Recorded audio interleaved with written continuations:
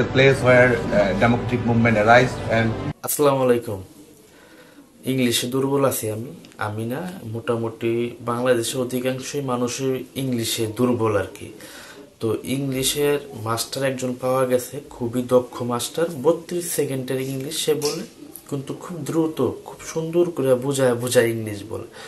ঠিক আছে, এটা হইতেছে আমাদের পলায় গেছে হাসিনা আছে না, ওনার পালিত সন্তান। হ্যাঁ, ওনার পালিত সন্তান ইংলিশ অসাধারণ ইংলিশ বলে। চলেন আমরা সবাই মিলে ইংলিশটা শিখি।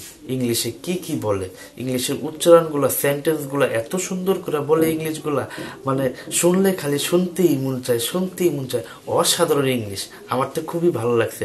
32 সেকেন্ডের ইংলিশ পাইছি, তো 32 সেকেন্ড ইংলিশ লেই বলি, Bangladesh Balpatna lake.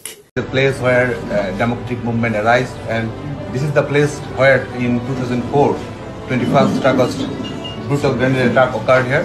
So this is a place this is the place where the people of Bangladesh, their hope, their aspiration, their dream, their belief, all are sustained here.